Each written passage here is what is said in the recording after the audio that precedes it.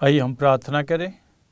सर्वशक्तिमान पिता परमेश्वर, तुझे धन्यवाद देते हैं, तेरे नाम को धन्य कहते हैं, तेरी प्रशंसा करते हैं। एक बार फिर तूने हमें मौका दिया है कि हम तेरे वचनों पर मनन चिंतन कर सकें और उन वचनों को अपने जीवन में समझ सकें और अपना सकें।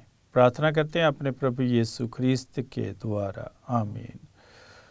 प्रिय भाइयों तथा बहनों, आज हम लोग संत यूसुफ का पर्व मनाते हैं और इस पर्व पर हम मनन चिंतन करेंगे सैमुएल नबी के ग्रंथ से 7वें अध्याय पर, रोमियो के नाम पत्र से 4 अध्याय और उसकी 13, 16 से 18 और 22 वाक्य पर, और मत्ती के सुसमाचार 1 अध्याय 16, 18 से 21 और 24 वाक्य पर हम मनन चिंतन करेंगे। और संत यूसुफ को प्रभु ने चुना अपने एक विशेष कार्य को पूरा करने के लिए। हम जानते हैं कि संत यूसुफ प्रभु यीशु के पालक पिता है, जो प्रभु यीशु की देखभाल करते हैं, माता मरियम की देखभाल करते हैं। तो माता मरियम और प्रभु और संत यूसुफ मिलकर प्रभु यीशु की देखभाल करते, इसलिए संत यूसुफ को प्रभु यीशु का पालक पिता कहा जाता है। पुराने विधान में हम देखते हैं कि नातान के माध्यम से प्रभु ने दाऊद के वंशजों को चुनने का आश्वासन दिया कि इस संसार का, इस धरती का जो उत्तराधिकारी होगा वो दाऊद के वंश से होगा। और दाऊद जो है वो इब्राहिम के वंश से हैं, तो इसलिए दाऊद के वंश से उत्तराधिकारी होगा और उसका राज्य हमेशा बना रहेगा। और प्रभु का कहना है कि वो उसका पुत्र होगा और प्रभु उसके पिता होंगे, जो इस संसार का, इस धरती का उत्तराधिकारी होगा। और वो प्रभु का बेटा होगा, पुत्र होगा, और वह प्रभु के आदर में एक मंदिर बनाएगा। मंदिर विशेष रूप से 2 प्रकार के मंदिर होते हैं। जैसे हम देखते हैं, एक तो हम लोग ईंट पत्थर का मंदिर जो बनाते, सीमेंट का मंदिर बनाते हैं। एक जो भवन होता है उसको मंदिर कहा जाता है। और दूसरा ये है कि वह लोगों को प्रभु के लिए तैयार करेगा और लोगों का जीवन, लोगों का हृदय प्रभु का मंदिर होगा। तो जो पूरे संसार का उत्तराधिकारी है वो पिता ईश्वर के लिए एक प्रजा इकट्ठी करेगा। प्रभु कहते हैं, इस तरह तुम्हारा वंश और तुम्हारा राज्य मेरे सामने बना रहेगा और उसका सिंहासन अनंत काल तक सुदृढ़ रहेगा। तो हम देखते हैं नए विधान में भी प्रभु यीशु को राजा कहा गया है। प्रभु राजा है, राजाओं के राजा है। हम कहते हैं कि प्रभु राजा राजेश्वर है, तो उसका राज्य का कोई भी अंत नहीं होगा। तो हम देखते हैं कि ये जो भविष्यवाणी है ये प्रभु यीशु के विषय में है, जो अपने आप को कहते हैं कि मैं ईश्वर का पुत्र हूँ, मैं मानव पुत्र हूँ। और कैसे पिता ईश्वर प्रभु यीशु को इस संसार में भेजते हैं, और लिखा है कि उसने अपने इकलौते पुत्र को हमारे लिए अर्पित कर दिया। अभी हम देखते हैं कि जो यूसुफ हैं ये दाऊद के वंश से आते हैं। जब हम लोग इनकी वंशावली पढ़ते हैं तो तब हमें पता चलता है कि प्रभु यीशु दाऊद के घराने से आते हैं। और प्रभु यीशु को दाऊद का पुत्र भी कहा गया है। दाऊद का पुत्र इसलिए क्योंकि दाऊद एक महान राजा थे जिसको प्रभु ने चुना था और वो प्रभु की राहों पर चलते थे। भले ही उन्होंने बीच में पाप किया, लेकिन फिर भी प्रभु से क्षमा प्राप्त करते हुए वे अपने जीवन में आगे बढ़ते हैं। हम जानते हैं कि दाऊद को प्रभु ने कैसे चुना है। हम लोग देखते हैं सैमुएल को कहाँ भेजा जाता है, जस्से के घर में भेजा जाता है। और जैसी से कहा जाता कि अपने पुत्रों को पेश करो, और जैसी बड़े से लेकर छोटे तक सब पुत्रों को सैमुअल के सामने लाता है, लेकिन प्रभु ने उनमें से किसी को भी नहीं चुना था।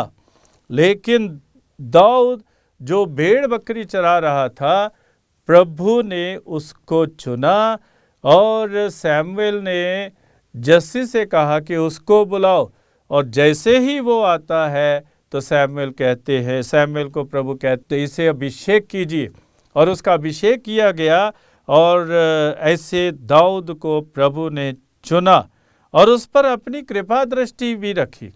प्रभु उनके साथ साथ चलते थे, और हम देखते हैं कि पाप भी किया उसने, लेकिन प्रभु ने उसके पाप को क्षमा कर दिया और उसके बेटे सुलेमान को महान राजा नियुक्त किया, और उसी के वंश से प्रभु यीशु का आगमन होता है। तो प्रभु यीशु का आगमन दाऊद के वंश से होता है, और इसीलिए उसको दाऊद का पुत्र कहा गया है। हम वचन में पढ़ते हैं कि ईश्वर ने इब्राहिम और उसके वंश से प्रतिज्ञा की थी कि वे पृथ्वी के उत्तराधिकारी होंगे, और यही हो रहा है। वही पृथ्वी के उत्तराधिकारी होंगे जैसे कि प्रभु ने कहा है। और क्योंकि इब्राहिम हमारे विश्वास का पिता है, हम प्रभु पर विश्वास करते हैं, उस विश्वास के कारण भी हम पृथ्वी के उत्तराधिकारी होंगे।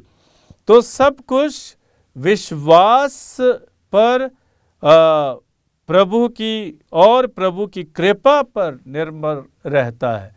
विश्वास पर और प्रभु की कृपा, ये दो बातें हैं, इनको समझने की आवश्यकता है। हमारा विश्वास और प्रभु की कृपा।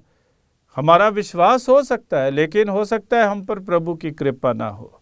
लेकिन जब हमारा विश्वास है और प्रभु की कृपा है, तो तब हमें कोई नहीं रोक सकता है। ये दोनों एक साथ चलते हैं। हमारे विश्वास के कारण प्रभु की कृपा होती है। कई लोग विश्वास तो करते हैं, लेकिन प्रभु की कृपा का अनुभव अपने जीवन में नहीं करते हैं, तो तब वे सही रास्ते पर नहीं चलते हैं। तो ये प्रतिज्ञा जो की है, ये समस्त वंश पर लागू होती है।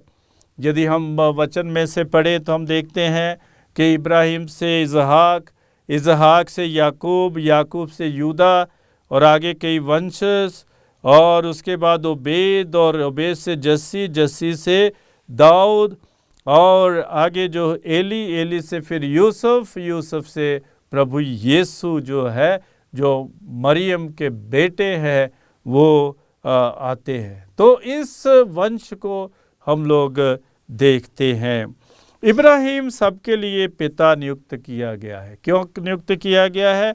क्योंकि उसने प्रभु पर विश्वास किया।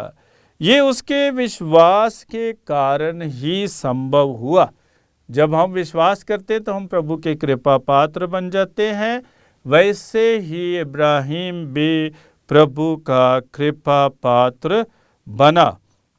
उसने निराशाजनक परिस्थिति में भी आशा रखकर विश्वास किया, और वह बहुत से राष्ट्रों के पिता बन गए।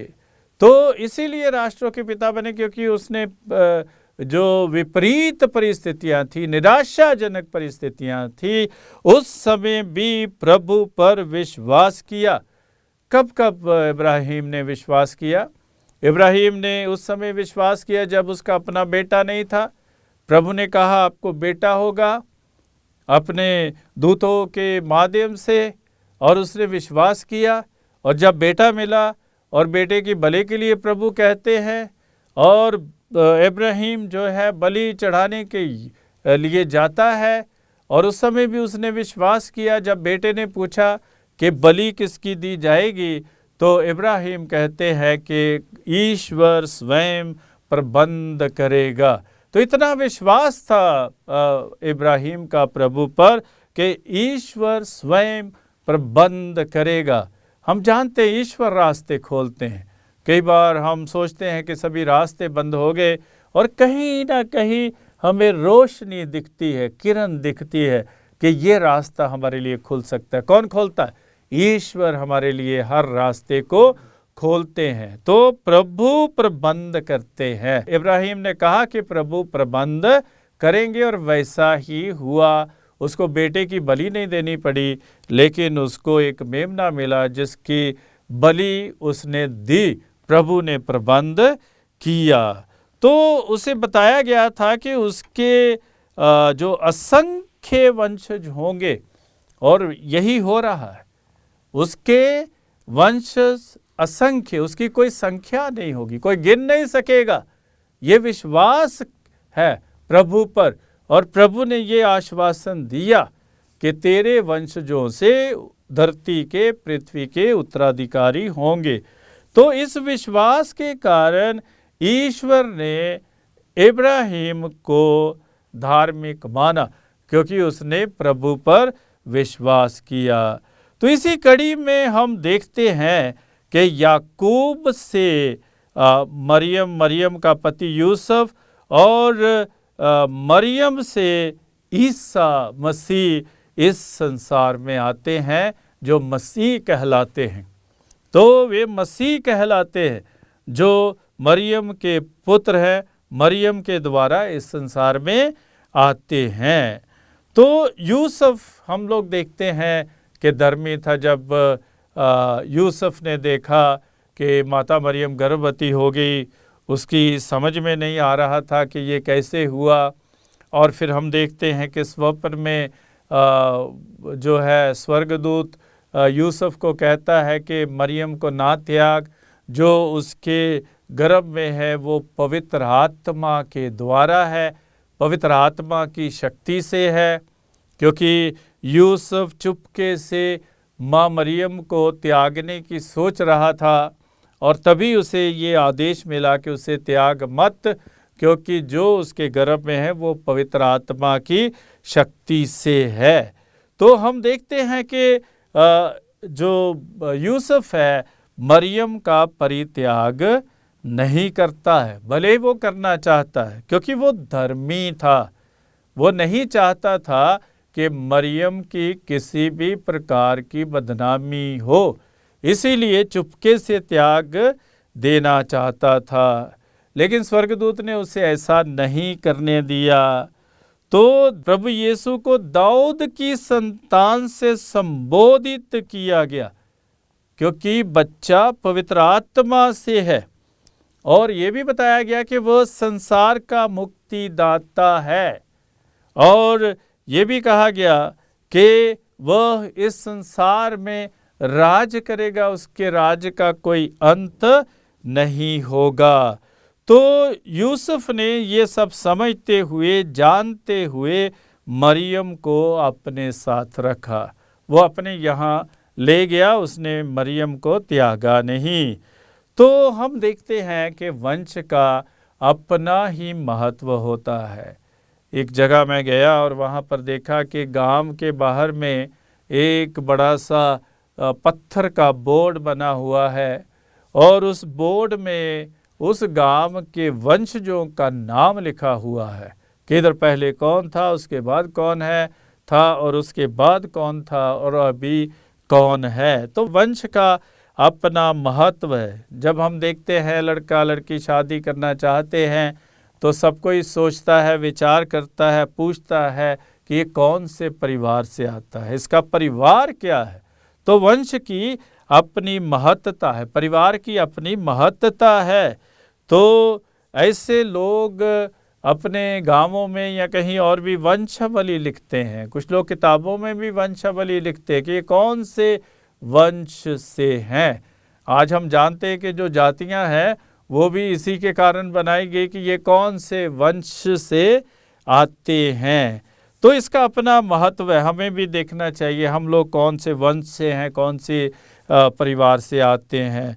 तो इससे हमें पता चलता है कि परिवार की महत्ता क्या है, परिवार का महत्व क्या है, और परिवार कैसा है, उसका आचरण कैसा है, परिवार का चरित्र कैसा है, परिवार की सोच कैसी है। परिवार के विचार कैसे हैं, परिवार का कामकाज क्या है, व्यवसाय क्या है, और ये कौन से वंशज है, क्या प्रभु की कृपा इस वंश पर हुई है या नहीं, क्या प्रभु की कृपा इस परिवार पर है या नहीं। तो ये सोचने की बात है। जब हम कहते हैं कि यूसुफ एक धर्मी था और वो मरियम को बदनाम नहीं करना चाहता था, आजकल हमें सोच विचार करना चाहिए कि आजकल लोग कैसे दूसरों को बदनाम करने के लिए तुले हुए हैं, कि जानबूझकर बदनाम करते हैं, और किसी ने गलती की है तो उसको और भी उजागर करते हैं। किसी ने कोई पाप किया है, गुनाह किया है, तो उसका भी जो है मजाक है वो उड़ाते हैं। तो हमें ऐसा नहीं करना चाहिए, किसी को भी बदनाम नहीं करना चाहिए। संत यूसुफ से सीखें, वो धर्मी था। ये धार्मिक होना कहाँ से आया? क्योंकि वो एक अच्छे परिवार से आया, बढ़ई का काम करता था। हमने जो है वचन में पढ़ा है, और हो सकता है कि प्रभु के साथ जुड़ा हो, वचन को पढ़ता हो, और इसलिए वो धर्मी हो। और उसने धर्मी होने के नाते ये भी विचार किया होगा कि हमें किसी के साथ अनर्थ नहीं करना है, तो इसलिए वो मरियम को बदनाम नहीं होने देता है और उसको त्यागता नहीं है, उसे अपने घर में लेकर आता है। हम संत यूसुफ से बहुत कुछ सीख सकते हैं। हमारे जिम्मेदारियां भी बहुत है। प्रभु ने हमें जिम्मेदारियां दी है, कई प्रकार की जिम्मेदारियां दी हैं।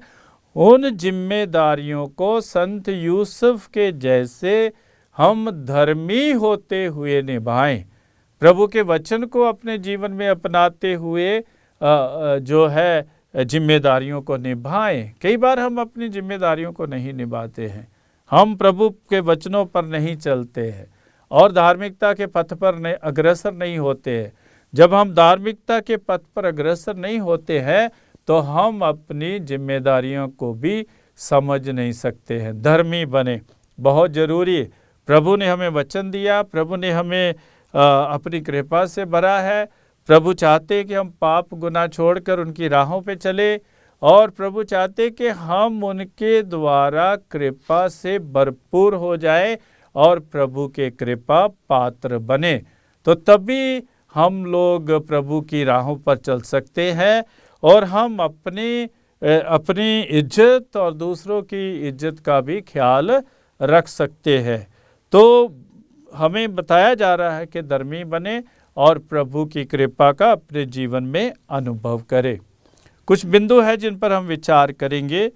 नंबर 1, प्रभु इब्राहिम और दाऊद के साथ उनके वंशज संसार के उत्तराधिकारी होने का वादा करते हैं, क्योंकि दाऊद प्रभु के प्रति वफादार रहा। भले ही पाप किया, फिर भी प्रभु ने उसे वफादार माना, उसको क्षमा किया और उसको अपना राजा नियुक्त किया। और हम जानते हैं कि प्रभु क्या कहते कि दाऊद प्रभु के हृदय के अनुसार है, हृदय के अनुसार है, जैसे प्रभु का हृदय है। हाँ, वो गिर जाता है लेकिन गिरकर फिर उठता है और प्रभु की राहों पर चलता है, और जब एक बार गिरकर उठता है फिर कभी पाप नहीं करता है। और प्रभु उसे कहते हैं कि जब उसके दिन पूरे हो जाएंगे तो तब उसका उत्तराधिकारी चुना जाएगा। तो इब्राहिम और दाऊद के वंशज आकाश के तारों के समान होंगे, ऐसा हमें बताया गया है वचन में। और दूसरी बात है, उनका सिंहासन अनंत काल तक सुदृढ़ रहेगा। प्रभु का राज्य क्या है? प्रभु का राज्य प्रेम का राज्य है, प्रभु का राज्य शांति का राज्य है, न्याय का राज्य है, प्रभु का राज्य क्षमा का राज्य है, प्रभु का राज्य एकता का राज्य है, प्रभु का राज्य सद्भाव का राज्य है। उसका अंत नहीं होगा। जो पाप है उसका अंत हो जाएगा। संत यूहन्ना के पत्र में, पहले पत्र में हम पढ़ते हैं 2 अध्याय 5 से 7 वाक्य में कि आप इस संसार से प्यार ना करें, क्योंकि जो इस संसार में है वो क्या है? वो वासना है, आंखों की लालसा है, वो लोभ है, लालच है, उसको आप नहीं अपनाएं। लेकिन पिता ईश्वर से प्यार करें, क्योंकि उसका राज्य कभी खत्म नहीं होगा। जो इस संसार की लालसाएं हैं, लोभ हैं, लालच है, और जो भी हम प्राप्त करते वो खत्म हो जाएगा, लेकिन ईश्वर का राज्य कभी भी खत्म नहीं होगा। इसलिए हमें ईश्वर के राज्य की खोज करना है। तो इसलिए बताया गया कि उसके सिंहासन का कभी अंत नहीं होगा और वो अनंत काल तक सुदृढ़ बना रहेगा। तो इसलिए हम प्रभु के राज्य पर विश्वास करें और प्रभु के राज्य के गुणों को अपने जीवन में अपनाएं। तीसरी बात है, प्रभु यीशु को दाऊद का पुत्र कहा गया। दाऊद एक महान राजा थे और दाऊद के घराने से प्रभु यीशु आते हैं, इसलिए प्रभु यीशु को दाऊद का पुत्र कहा गया। और दाऊद प्रभु के बहुत करीब थे और प्रभु के करीब होने के नाते प्रभु उन्हें चुनकर राजा नियुक्त करते हैं और प्रभु यीशु को उनका पुत्र माना गया, उनके वंश से माना गया। चौथी बात, यूसुफ दाऊद के वंशजों से आता है। इसका मतलब प्रभु यीशु का वंशज बहुत महान है। ये एक चुना हुआ वंश है, पिता ईश्वर के द्वारा निर्धारित किया हुआ वंश है। तो इसीलिए प्रभु यीशु उस वंश से आते हैं। और पांचवी बात है कि उसकी मंगनी मरियम के साथ हुई, मंगनी हुई थी और वह मरियम को अपने साथ भी रखता है। और छठी बात, वह धर्मी व्यक्ति था, धर्म में विश्वास करता था, धार्मिकता में विश्वास करता था और वह माँ मरियम को बदनाम नहीं होते हुए देखना चाहता था। तो इसीलिए चुपके से उन्हें त्यागना चाहता था, लेकिन स्वर्गदूत ने उन्हें बताया कि मरियम को वो अपने यहाँ लेकर जाएं। सातवीं बात, विश्वास के कारण ईश्वर इब्राहिम के वंशजों को धार्मिक मानते हैं। और आठवीं बात, प्रभु यीशु पवित्र आत्मा से पैदा होते हैं। यूसुफ प्रभु यीशु के पालक पिता है।